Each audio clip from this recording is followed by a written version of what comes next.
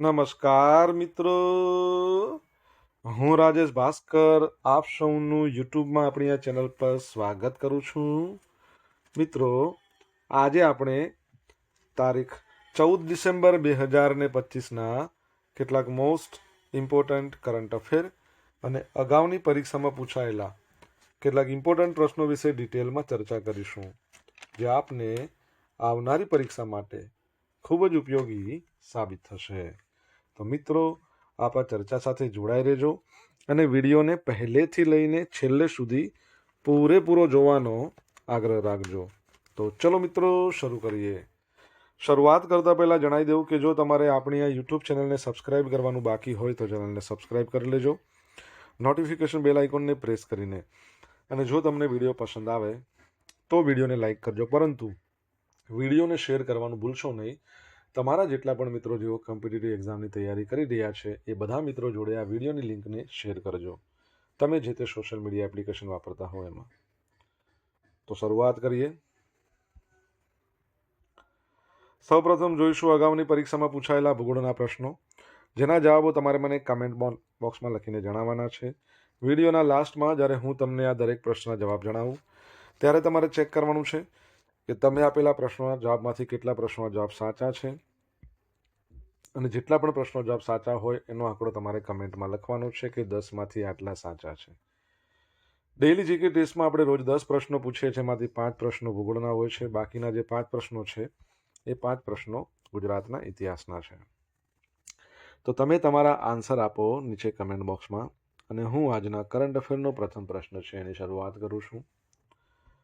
પ્રથમ પ્રશ્ન છે, તાજેતરમાં કયા સ્થળે 8થી 12 ડિસેમ્બર 2025 દરમિયાન આંતરરાષ્ટ્રીય પરિષદ સ્કોપ ઓસિસ 2025નું આયોજન કરવામાં આવ્યું હતું? તો જવાબ આવશે અમદાવાદ ખાતે. કઈ જગ્યાએ? અમદાવાદ ખાતે.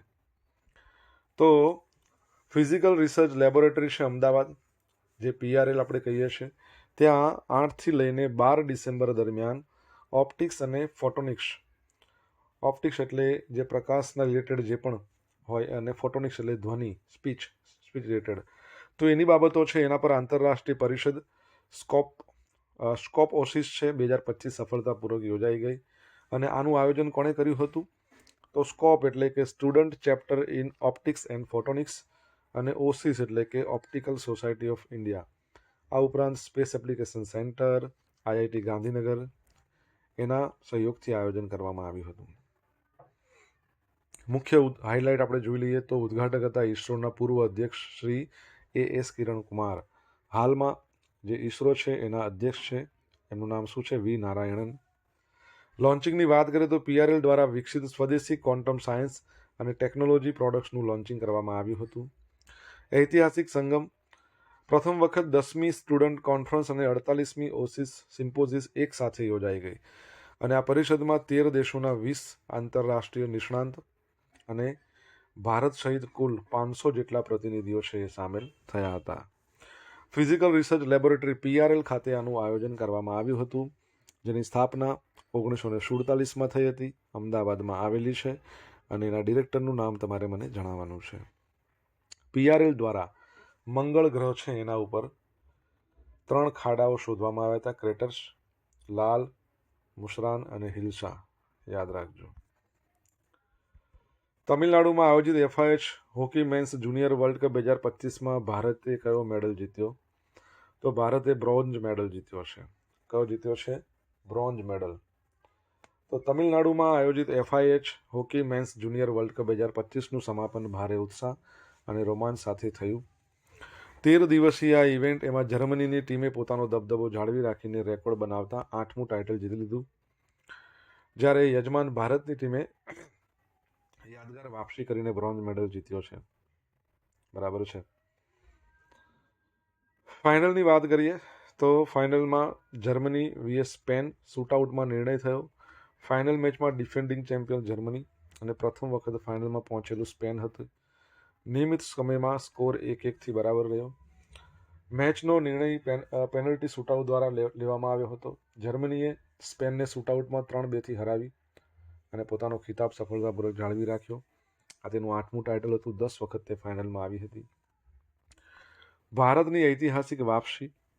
તમને ખબર હશે કે ઓલિમ્પિક યોજાયા હતા પેરિસમાં, એમાં ભારતે બ્રોન્ઝ જીત્યો હતો. એના પહેલા ટોક્યો ઓલિમ્પિક હતા, એમાં પણ ભારતે બ્રોન્ઝ જીત્યો હતો. ત્રીજા સ્થાન માટે મેચ યજમાન ભારત અને આર્જેન્ટિના વચ્ચે રમાઈ હતી. એક સમયે ભારત 0-2 પાછળ હતું અને ભારતીય ચાહકોમાં નિરાશા હતી. પરંતુ ચોથા અને અંતિમ ક્વાર્ટરમાં ભારતીય ટીમે જાણે કાયા પલટ કરી દીધી હોય. માત્ર 15 મિનિટની અંદર ભારતે ધમાકેદાર પ્રદર્શન કર્યું, 4 ગોલ ફટકાર્યા, આર્જેન્ટિનાને 4-2 હરાવી અને બ્રોન્ઝ મેડલ પર કબજો કર્યો. ઓકે, તો આ યાદ રાખજો. હોકીની વાત આવે એટલે તમને યાદ આવે હોકીના જાદુગર. શું નામ છે? કમેન્ટમાં લખો. શ્રીમતી ઉષા જાનકી રામન આરબીઆઈના એક્ઝિક્યુટિવ ડિરેક્ટર તરીકે નિમણૂક થઈ છે. તો આરબીઆઈ છે એણે શ્રીમતી ઉષા જાનકી રામનને તેના નવા એક્ઝિક્યુટિવ ડિરેક્ટર તરીકે નિયુક્ત કર્યા છે. આ નિમણૂક 1 ડિસેમ્બર 2025થી અમલમાં આવી છે. શ્રીમતી ઉષા જાનકી રામન આરબીઆઈમાં 30 વર્ષથી વધુનો બહોળો અનુભવ ધરાવે છે અને એક્ઝિક્યુટિવ ડિરેક્ટર તરીકે તેઓ આરબીઆઈના અત્યંત મહત્વપૂર્ણ એવા સુપરવિઝન વિભાગ, દેખરેખ વિભાગનું નેતૃત્વ કરશે, જે ભારતીય બેંકોના જોખમનું મૂલ્યાંકન, વિશ્લેષણ કરી સમગ્ર બેન્કિંગ સિસ્ટમની દેખરેખ રાખવાની મુખ્ય જવાબદારી નિભાવે છે.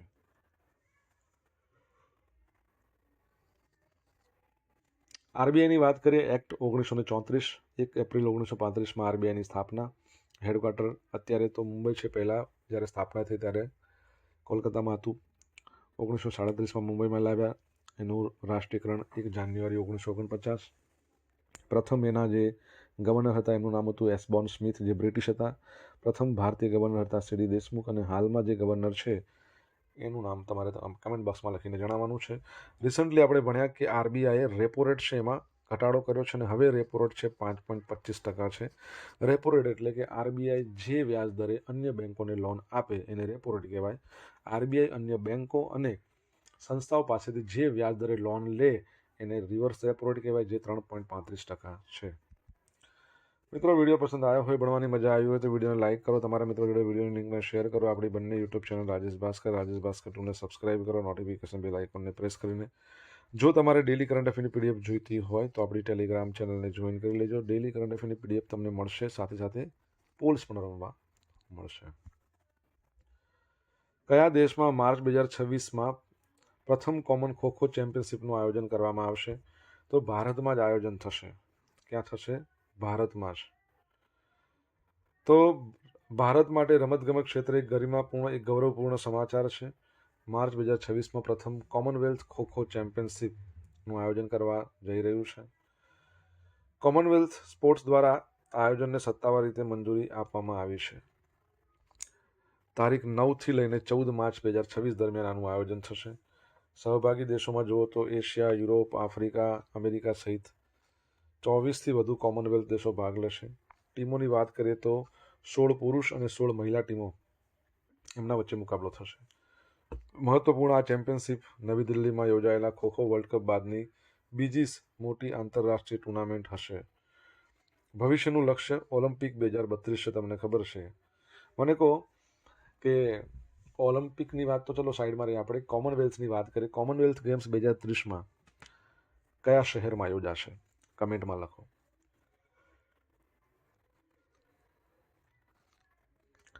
ખોખો ફેડરેશન ઓફ ઇન્ડિયાના જણાવ્યા અનુસાર આ ચેમ્પિયનશિપનો મુખ્ય ઉદ્દેશ ખોખોને વૈશ્વિક સ્તરે ઓળખ અપાવવાનો છે. શું કરવાનું? વૈશ્વિક સ્તરે ઓળખ અપાવવાનું છે. ઓકે, યાદ રાખજો. મલેશિયામાં રમાયેલ પ્રતિષ્ઠિત સુલતાન અઝલાન શાહ કપ કોણે જીત્યો છે?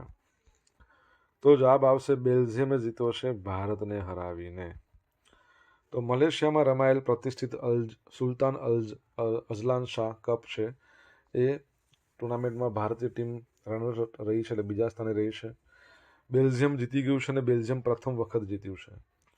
તમને ખબર છે ભારત છે ને એ ટોટલ 5 વાર આ જીતેલું છે. સૌથી વધારે વાર કયો દેશ જીત્યો છે મને કહો, અને કેટલી વખત ટાઇટલ જીત્યો છે? શરૂઆત 1983થી થઈ. સુલતાન અઝલન શાહ હોકી ટુર્નામેન્ટ છે, યાદ રાખજો. હવે એકમાત્ર ગોલ થીબો સ્ટોક બ્રોક્સ એના દ્વારા કરવામાં આવ્યો હતો બેલ્જિયમ તરફથી. પણ એક મોટી બાબત શું ખબર છે? ભારતે આ ટુર્નામેન્ટમાં પોતાની બી ટીમને મોકલી હતી. મુખ્ય ખેલાડી કોઈ હતા જ નહીં, કેપ્ટને નહોતા ને, હરમનપ્રીત સિંહ હતા એ પણ નહોતા. ભારતે છેલ્લે 2010માં ટ્રોફી જીતી હતી. ત્રીજું સ્થાન. ન્યૂઝીલેન્ડે મલેશિયાને 6-1થી હરાવીને બ્રોન્ઝ મેડલ જીત્યો. ઓકે.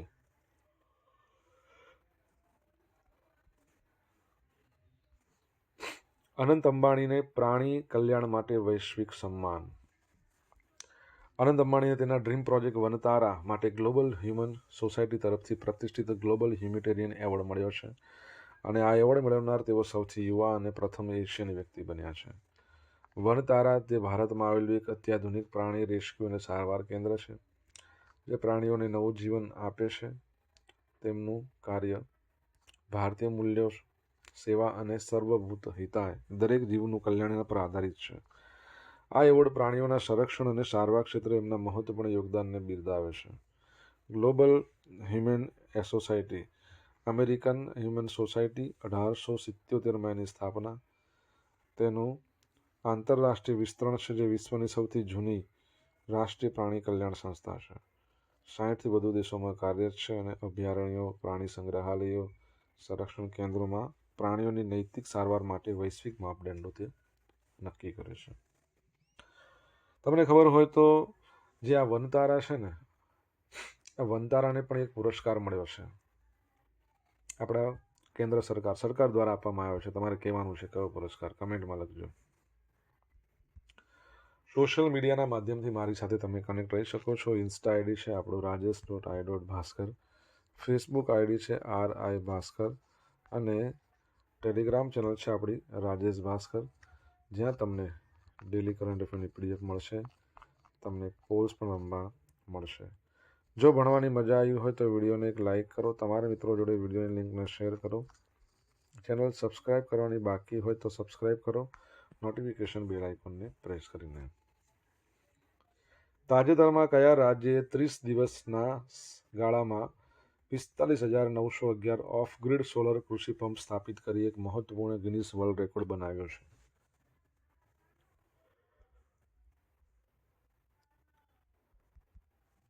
મહારાષ્ટ્ર 45,911.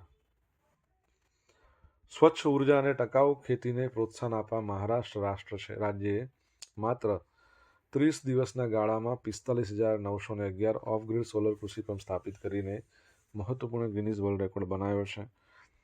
આ રેકોર્ડ બ્રેકિંગ કામગીરી PM કુસુમ 2019માં આવી હતી ને, PM કુસુમ યોજના, એનો ઘટક બી અને રાજ્યની માગેલ તેને સૌર કૃષિ પંપ યોજના આ બંને હેઠળ હાથ ધરવામાં આવી હતી, જેનો મુખ્ય હેતુ ખેતીમાં સ્વચ્છ ઉર્જાને પ્રોત્સાહન આપી પરંપરાગત વીજળી પર ખેડૂતોની નિર્ભરતા ઘટાડવાનો છે. આ સિદ્ધિ સાથે મહારાષ્ટ્ર સોલર પંપ સ્થાપનાની ગતિ અને સ્કેલની બાબતમાં ચીન પછી વિશ્વમાં બીજા નંબરે આવી ગયું છે. રાજ્યમાં અત્યાર સુધીમાં 7.47 લાખથી વધુ સોલર પંપ સ્થાપિત થઈ ચૂક્યા છે અને હવે 10.45 લાખ પંપ ઇન્સ્ટોલેશનના નવા લક્ષ્ય તરફ આગળ વધી રહ્યું છે. આ પહેલ ભારતના નેટ ઝીરો ઉત્સર્જન લક્ષ્યને પણ મજબૂત સમર્થન આપે છે. ઓકે, મહારાષ્ટ્રની વાત કરી છે. દેવેન્દ્ર ફડણવીસ એના CM છે, ગવર્નર તમારે કહેવાના છે. મુંબઈ એનું કેપિટલ છે, નાગપુર શિયાળાનું કેપિટલ છે, હાઈકોર્ટ મુંબઈમાં આવેલી છે. દાદરા નગર હવેલી, દીવ દમણ અને ગોવા આ બધાને લાગુ એ જ પડે છે, મુંબઈ હાઈકોર્ટ. આગળ વધીએ આપણે. બેંગલુરુમાં સ્વદેશી ટ્રેનર વિમાન હંસા 3નું અનાવરણ.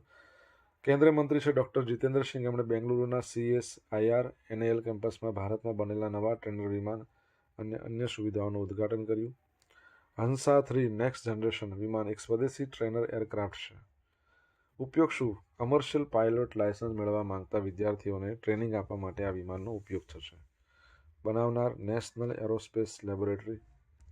અન્ય સુવિધાઓની વાત કરીએ તો Saras mark 2 iron bird test facility અને HAP એરફ્રેમ ફેબ્રિકેશન ફેસિલિટી, બરાબર છે. આનું પણ અનાવરણ થયું, ઉદ્ઘાટન થયું. ઓકે, તો યાદ રાખજો, બેંગલુરુની અંદર શું છે? હંસા 3 નેક્સ્ટ જનરેશનો, હંસા 3માં નેક્સ્ટ જનરેશન. આગળ વધીએ આપણે.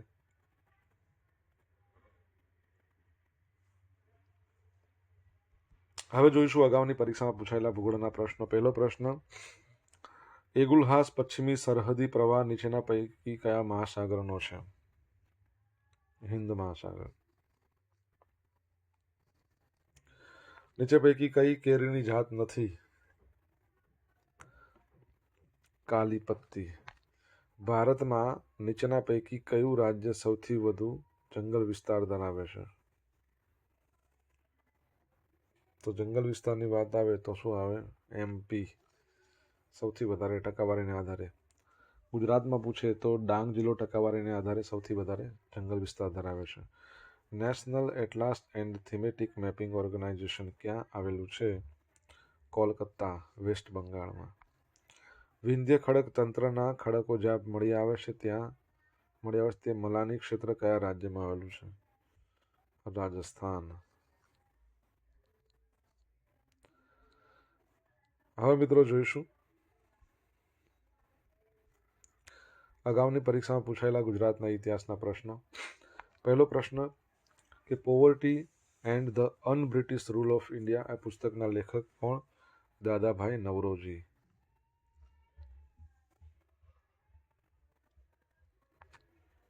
જૈન ધર્મ અનુસાર ઉચ્ચતમ સદગુણ નીચેનામાંથી કોઈ એક છે?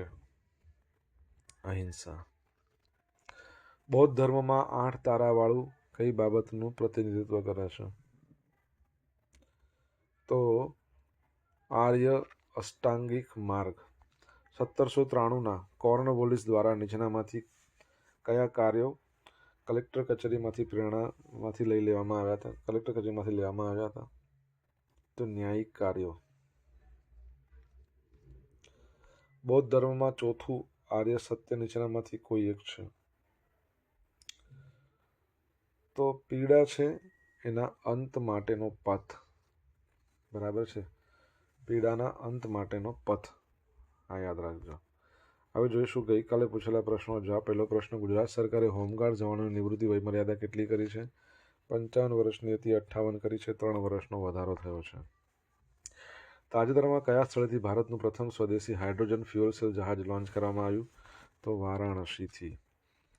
હવે આજે પૂછેલા પ્રશ્નોના જવાબ જોઈ લઈએ. પહેલો પ્રશ્ન, ફિઝિકલ રિસર્ચ લેબોરેટરી PRL એના ડિરેક્ટરનું નામ શું છે? તો અનિલ ભારદ્વાજ. સેકન્ડ પ્રશ્ન, હોકીના જાદુગર કોને કહેવાય છે? મેજર ધ્યાનચંદ.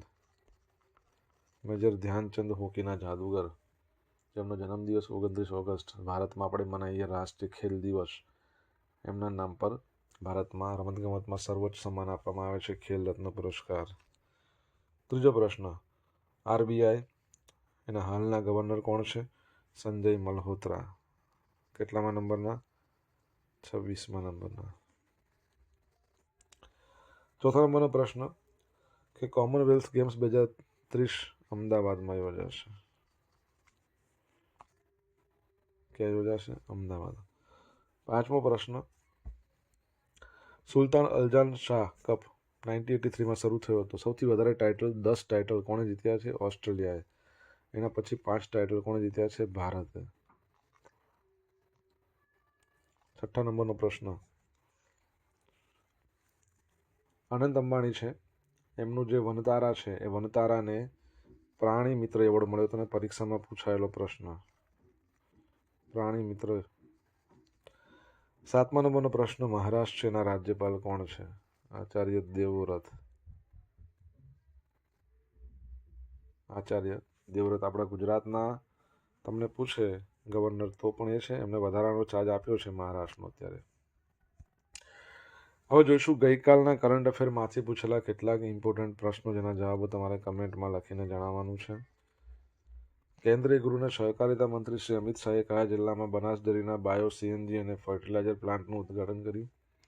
તમને જવાબ આવડે તો કમેન્ટમાં લખજો. સેકન્ડ પ્રશ્ન, સ્પેશિયલ ઇન્ટેન્સિવ રિવિઝન પ્રોગ્રામ હેઠળ મતદાર યાદીનું 100% ડિજિટાઇઝેશન પૂર્ણ કરનાર ભારતનું પ્રથમ રાજ્ય કયું છે? જો જવાબ આવડે તો કમેન્ટમાં લખીને જણાવજો. તો મિત્રો, આ હતા આજના દિવસના કેટલાક મોસ્ટ ઇમ્પોર્ટન્ટ કરંટ અફેર અને અગાઉની પરીક્ષામાં પૂછાયેલા કેટલાક ઇમ્પોર્ટન્ટ પ્રશ્નો એના જવાબોની સાથે. આશા રાખું બધાને ભણવાની મજા આવી હશે. જો મજા આવી હોય તો વિડીયોને લાઇક કરો અને તમારા મિત્રો જોડે એને શેર કરજો. આપણી બંને યુટ્યુબ ચેનલ રાજેશ ભાસ્કર 2ને સબસ્ક્રાઇબ કરવાનું બાકી હોય તો સબસ્ક્રાઇબ કરો, નોટિફિકેશન બેલ આઇકોનને પ્રેસ કરીને. તો મિત્રો thank you so much for watching this video. Have a nice day. જય હિન્દ, જય ભારત, જય જય ગરવી ગુજરાત.